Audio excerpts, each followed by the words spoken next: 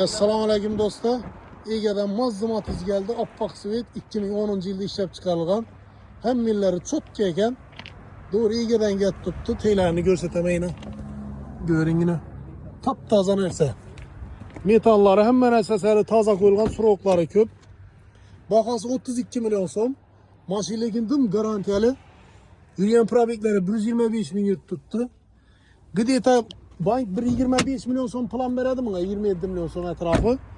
Agar xohlasangizlar 6-7 milyon so'm bilan kelsangiz menimcha ishlaringiz ham bitadi.